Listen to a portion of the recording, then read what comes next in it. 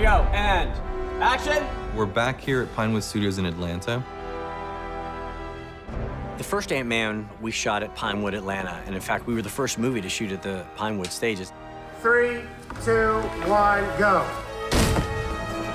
Which was great because the stages are beautiful, state-of-the-art, and it was like they had just taken the wrapping paper off of them on the first movie. They were so clean, there wasn't a speck of dust in them. When we went back 3 years later to do Ant-Man and the Wasp, they've expanded that studio. I mean, I think it's probably 4 times larger than it was when we shot the first movie. All right, here we go, we're set. I love shooting down there because you have room on that back lot. You know, if you decide you want to build an entire exterior set, you can just go in the woods back there and build Scott's apartment in the back of the thing to give the backyard a very realistic look.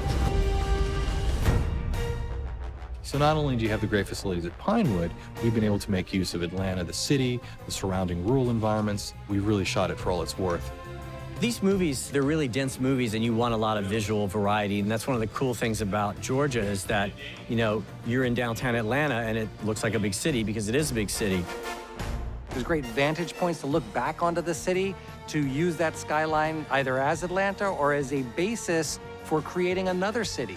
But then you go out into rural Georgia, you know, around Peachtree City or Fayetteville, and you get some great rural vistas out there. You know, there was one thing where we needed to see Muir Woods in San Francisco, and we went out into the woods in Georgia and shot it.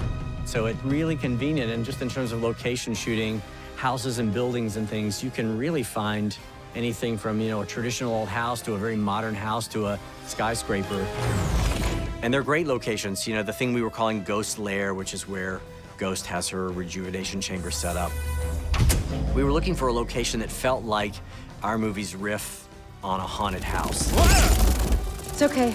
It's just the suit. Basically, the idea was this was the house her parents had way back in the 70s or 80s, and she was now living there alone. And we found this bizarro house in a town called Noonan, Georgia, which was this modernist structure built out of concrete that must have had its heyday in the late 70s or early 80s, but was abandoned. It was up for sale. This seems right. So we shot our exteriors at this house and then recreated the interiors on a stage.